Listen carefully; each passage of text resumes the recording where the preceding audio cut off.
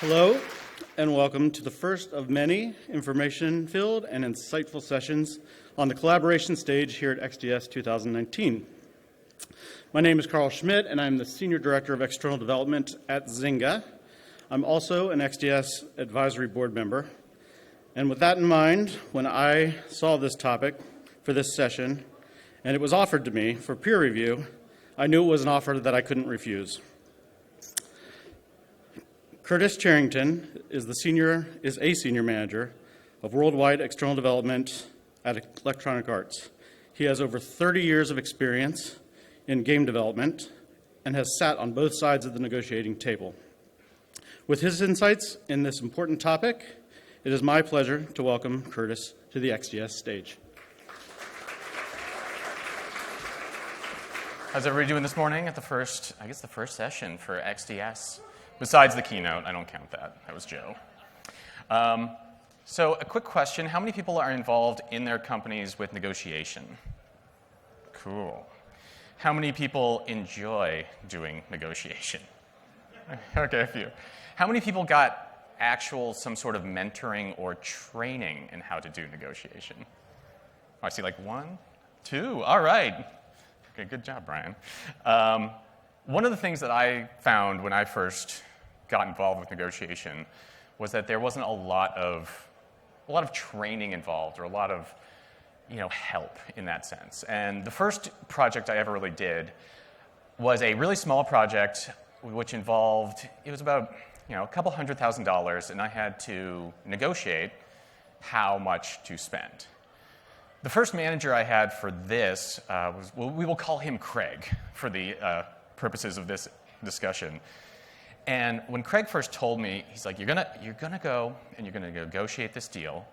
I was like, great. So what sort of advice, what sort of guidance can you provide? And he's like, I think you should just do some research.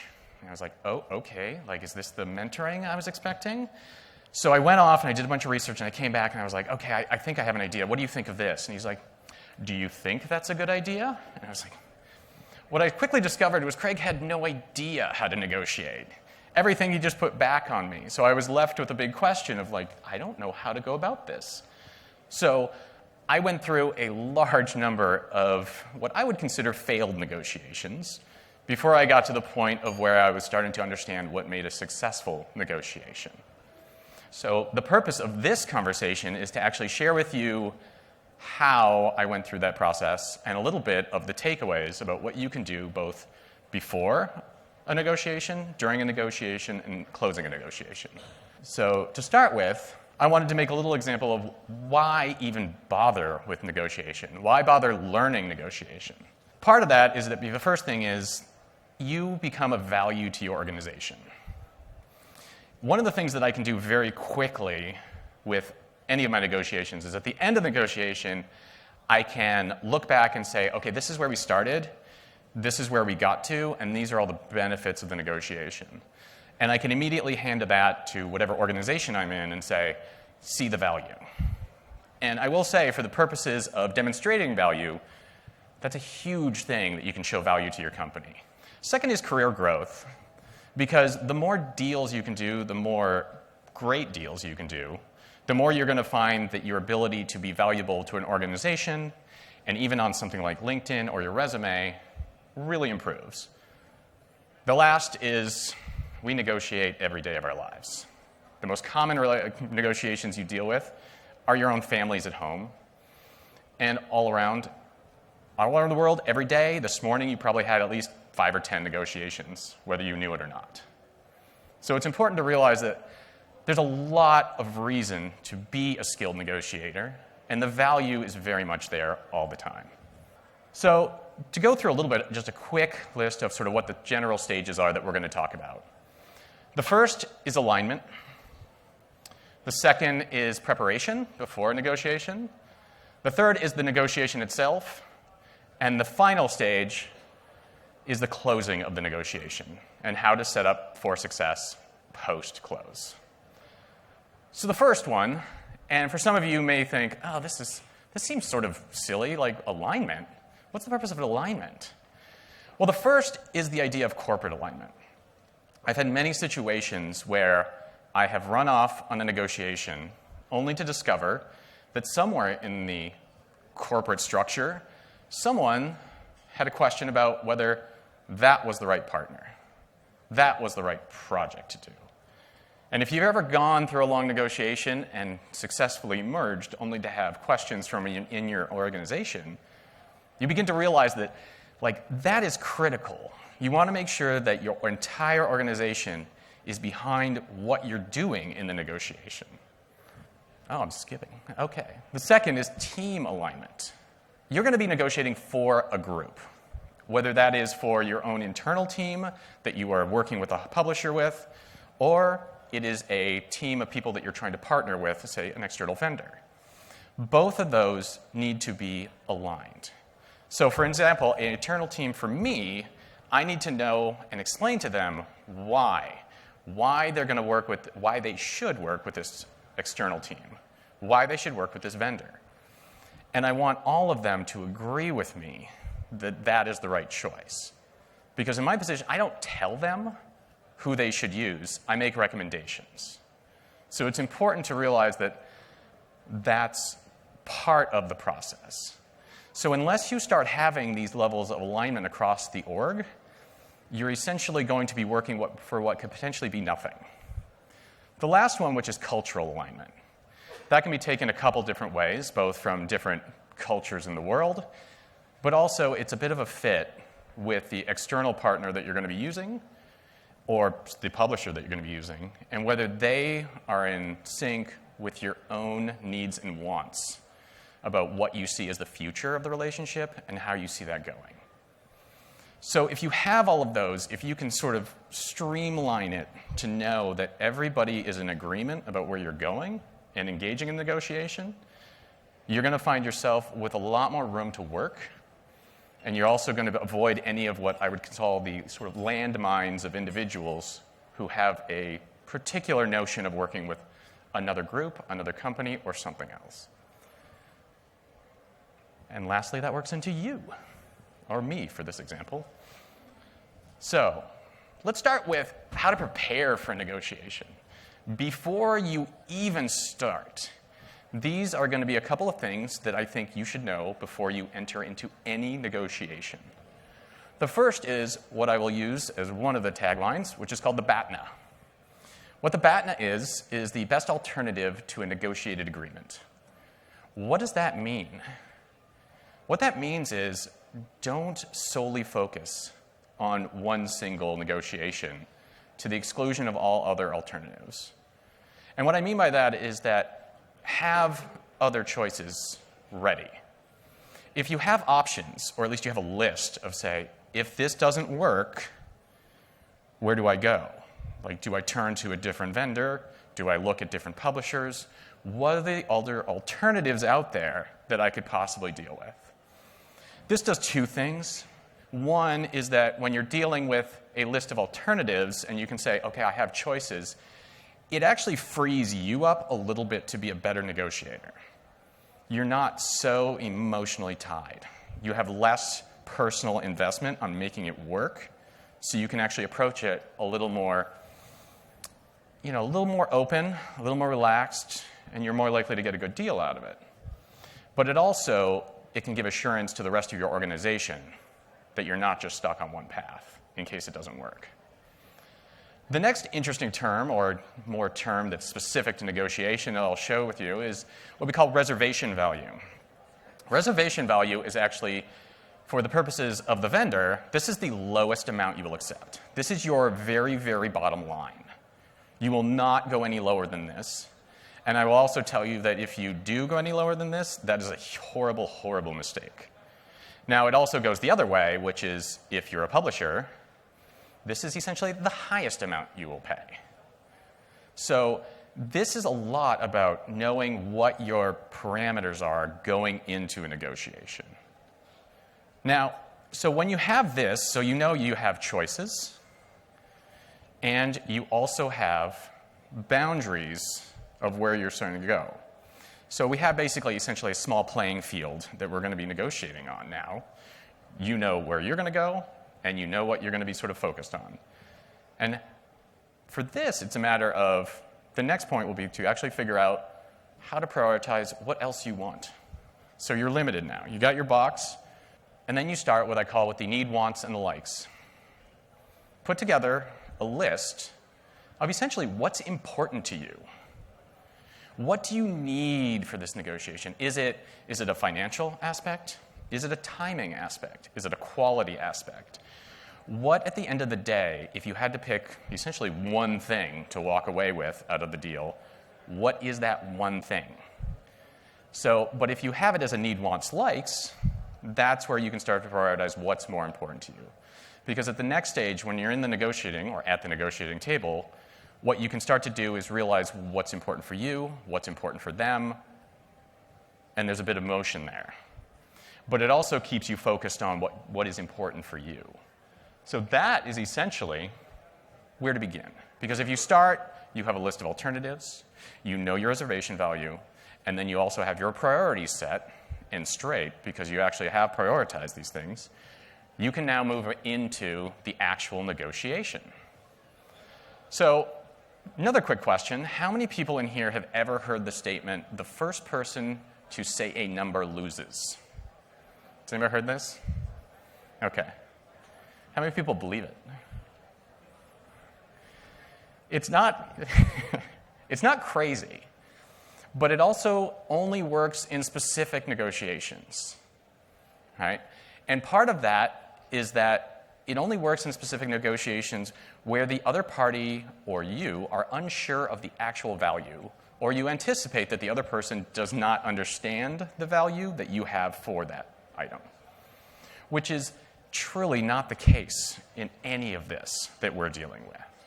So it's important to look at when you go out and you say, like what I did, which is read all these books, hostage negotiation, and things like that, it doesn't always apply.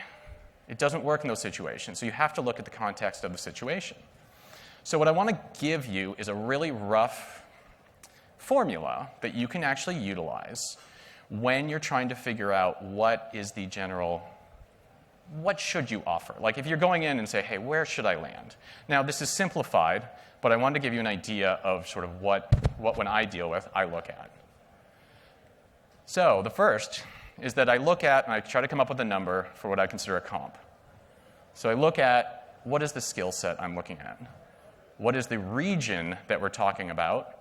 What is the seniority of the team? And I try to come up with a rough number based on this. So I'll understand sort of going into this team that I'm looking at, what are they roughly coming in at? And this works on both sides. You should, I mean, if you're in the vendor business, you should actually have an idea of what should I be charging for this? Now, it's not just that, but we need to sort of quantify with a number of what I call modifiers on top of that.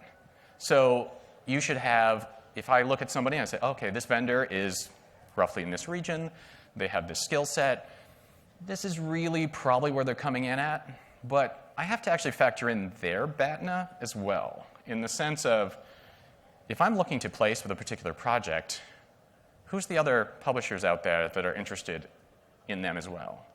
Are they in a specific genre that has really hot items right now? Are there a number of games that are looking for that specific content that I'm going to be competing with? So these are things that I have to take into account. I would also say relationship is another one. So depending on vendors who I work with, I like to, preferably, I hope, I have a good relationship with. So that is actually an interesting issue, whether it's also with the company as well. So depending on who you're engaging with, what is the relationship there, there'll be a modifier around that as well. And of course, in case anybody even wonders, the length of commitment. How long are you willing to commit to this? Because as we all know, it's, in a lot of ways, stability. So if I take those things, and this is very simple, this will give me what I would say is essentially, I can probably get a good judge on where their reservation value is from even my side. So I can say, okay, look, they're this much, I probably shouldn't go underneath that. Or at least if I am, that could be dangerous for them. And so that also would give me an idea if I want to say, these are the parameters I'm looking for, this is the potentially initial offer. So once you have that, and you have a general number, the idea is what I call arbitraging, is that both sides sit down and you essentially each have your need, your wants, your likes. And it becomes a bit of a game about how do we get everybody's needs met? How do we make sure we're happy with a price, but we're actually making sure what's most important to them? For some people, it'll be payment times. For some people, it'll be overall amount. Some people, it'll be the actual length of commitment, which is a pretty common one, just to prove a level of security around it. Now, it's not just all a trade for likes versus likes, or wants, or needs, wants. I generally always say, if you can give one of their needs for one of your likes, do it. Because it costs you very little, but it's valuable to them in a major way. It builds a really good rapport, and it helps the relationship overall. Now, for alternate solutions are a little bit different because it's not sort of apples to apples. So for this example, we talk a little bit about somebody says, I want it time, and the other person's like, well, I can give money. Now, they don't always work in the same sense, but what you want to do is actually look here for what are the kind of root issues for their problems. So if they say, I'll give you an actual semi-real world example, but I won't go into too much detail. Someone said, hey, your net payment is too long. It doesn't work for us. We don't want to do it. We want you to give us a way shorter net. We want to be paid faster. Legitimately, I understand this, but at the same time, I can't necessarily always go in and change the structure of my corporation to get one team paid quicker. So what can I do? Well, the question becomes, I have to ask them, what's the real need? I get why you want it. Everybody wants to get paid faster, but what do you really need for that? Well, it became that the idea was that, look, we're working for this length of time for free, essentially, since we're not going to see the money. And I get that. So what can we do about it? So in this situation, it was a matter of look, I get it. You need to pay people. What we can do is we can actually put up upfront money, do a payment right at the beginning. And we even can come back and sort of take back a bit of the piece overall. So it actually works out in the end. What did it change for me? Not a lot. It still keeps my net payment the same. What did it change for them? Everything. They had money to pay the people right from day one. Did it cost me anything? No. I recouped everything, so it didn't actually cost anything extra.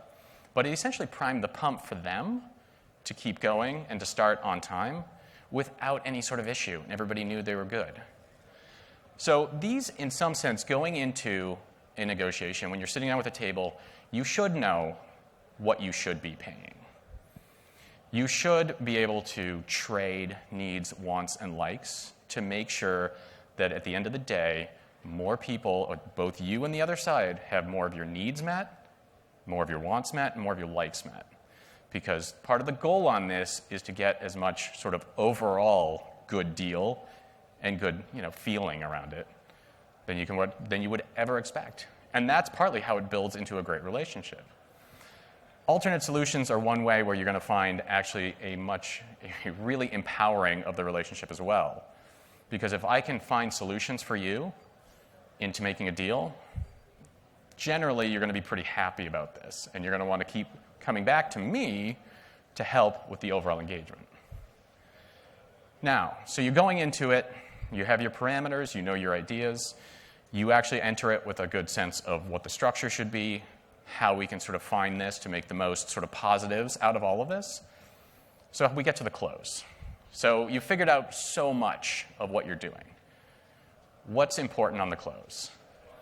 The first, and it sounds almost silly, but people miss this part, is confirm the deal points. I recommend you actually confirm them as you go. Step by step, every once in a while when you get to the point where you go, okay, we've had agreement on certain points, have an email. Now, this is not a legally binding thing. And I actually will argue that if you use email to look back and say, ha, you changed your mind, or what I call the vindictive email of anger, that will fail you more than anything.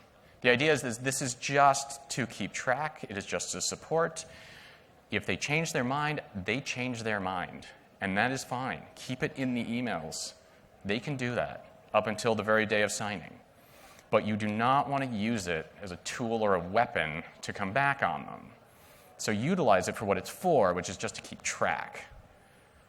Now, this is partly where we get to probably the most important things, is that when you're looking at a contract and a deal with somebody, and you're getting to the point where you've come to the end, or at least what you hope is close to the end, mark out all the positives about what's happening. And I'm not just talking for you, I'm talking for them as well. Recognize where the positives are.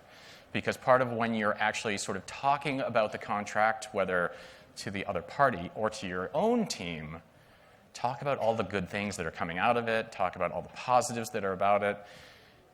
Make sure that everybody knows all these great things that are happening.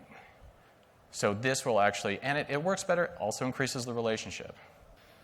The final thing is, and this is actually why this is so important, is everyone gets a win.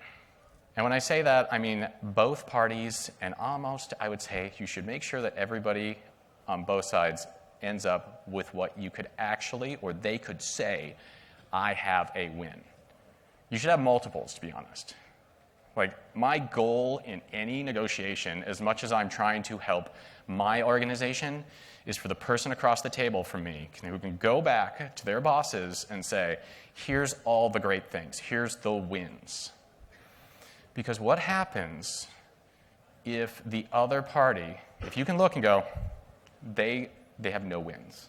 They've agreed to everything, just blindly. Would that at all end up being a good relationship or a good deal? And what would happen at that point is that basically there's something wrong. Because one, the person negotiator has to go back to their boss and explain why they didn't get anything out of it. Or they're in such a position that they can't help but agree to everything. But if they do agree to everything, if there's another contract, there will be such a built-up of resentment from that team about how you took advantage of them that it'll almost always work out badly. It could also work out badly even before that with sort of bad performance from them. So it's really, really important to make sure that everybody gets a win. Everybody is prospering from this. Now, before I sort of seal this up, I want to close on a couple of things about what I call when the good negotiations go bad. So the most obvious one that I will say, and I touched on this a little bit a second ago, was what I call pushing past the reservation value. So this is where I have a good idea of where you're at. But I can say, oh, look, I get a big win for the company if I push you past. I think I can just get it. I'll just, really, this is the most we can do. I don't know, it's not worth it. I need you to go under here, which is actually essentially me asking you to go below operating cost. That's mean and sort of self-centered on me, but it's also incredibly destructive. Because if you agree to that deal and that starts to happen, how long can you go? Not long. You might make it to the end of that cycle, end of that contract, but you're not coming back with the same contract. You're either going under, or you're going to have to make a brand new contract. We'll have to take the rates up way high. You'll have to make, you'll get a B team, a C team. These kind of things are disastrous. And I know people that will do this because in some sense it sounds great to the boss to say, look, I told them, I got them so low, there's no way they're making any money off this. It's always a disaster. So I always caution people about being smart about what they're pushing for. The only situation where I can think of is that if you're a team and you're a vendor and you have a team that is just idle and you just want them to be doing something and you're willing to sort of say, well, it'll keep them busy, it's just enough, that is it. But by and large, I would be like, no. And I would actually turn down any contract that even came in front of me where I felt that it was blatantly unfair in that sense. Also, we come to, so let's say the negotiation truly bombed. Everybody feels bad, everybody's mad. You hear stories about how they were, this guy was a dick and this person screwed me over and all these kind of things that come across, and you go, oh my God, what do you do? Some of us kind of come in and go, well, there's so much bad blood there. How can I possibly recover? Now, surprisingly, most of the time, I will say recovering a bad relationship is not that hard. You come in, and I would just say, first, acknowledge it. Don't try to pretend it didn't happen. Everybody knows it happened. It's the elephant in the room. Just be open and acknowledge what took place. Now, responsibility. This is oftentimes a bigger trick or problem for people. It doesn't mean that you're saying, oh, I'm the root cause of all the problems. Just know that and be responsible that this did happen, and potentially how you're going to actually fix it, or how you're going to not let this happen in the future. So it's a little bit of just turning your focus at that point and saying, where are we going with this? The reason I'm here. Why am I here? I know there was a bad situation in the past, but now I want to talk to you about what we could do in the future. I realize that there was an issue, but let's talk about where we can go, because we know that there was an issue. I accept that, and I won't let it happen again in that way. And how are we going to move forward? So it's really a lot about just knowing and having the conversation. Because once you actually get in front of people, even if there was a bad situation before, you'll find people are very open to continuing those discussions and continuing the work. So how do we bring this all together? I will give you 9 easy points that we've actually all covered, but it's a quick, easy way to do it. I hated doing 9 because I felt like, oh God, there's too many things, but I couldn't actually drop it any smaller without feeling like I was cheating you all on a way. So as we were talking before, prepare. Take some time, figure out what your BATNA is, so you'll know your alternatives. Have an idea about reservation value. Know where your limit is. And then put together your needs, your wants, your like. What's important for you? What do you want from them? What matters in this sense? And I also, if you have things where you're like, why you want to work with them, tell them. It really can only help the situation. If someone comes to me after Joe's lovely talk and says, hey, I want to work with Max, I love working with EA, Maxis, these are the things that are reasons why this is interesting, I will do it to the vendor too, because if I'm coming to talk to you and I'm coming to do a deal with you, I think you're special. I think you're talented. I'm not going to put one of my teams with a garbage group. I think you're good. So I want to make sure that the team knows that too. So share that information. In the negotiation section, you should, even if you don't say it, know what it should be. Arbitrage, trade. Try to find as much positive between the two as humanly possible. If you want to do it like a game, put it as a scoring system. Needs are the most valuable. Wants, likes. Put a score on them. But the one thing you should take into account, both sides, for their wants, should equate to the same amount. Because I want to get as many of your needs done as much as I want mine. But I know the more needs of yours I meet, the happier at the end of the day that negotiation will be. And then be open to figuring out solutions. Even if there's a problem that you didn't see an answer to, come up with solutions that work for everybody, are fully vetted by legal, so that you're more likely to do it. Then finally, close. Make sure to go through, confirm the deal points. Emphasize the positives. You cannot do too much of this to the teams, to management, to people all around. Always point out all the great things that can happen from that.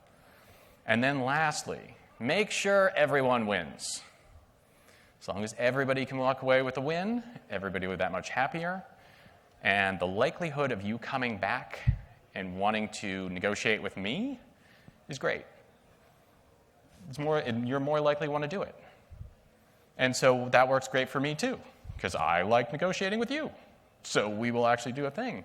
And also, it doesn't hurt to, even if you're dealing with someone who is on the negotiating side, you can go and tell the boss tell their boss how great it is to be working with them to figuring out the solutions.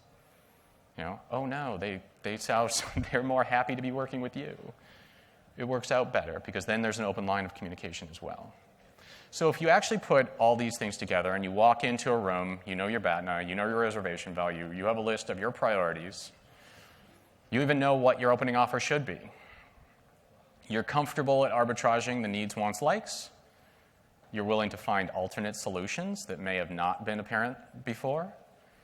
You can then go through, put the confirmed deal down so that everybody knows. Focus on the positives, share that with the group. Make sure that everyone wins. And if you do all of these things, I believe you will have an excellent engagement. Thank you.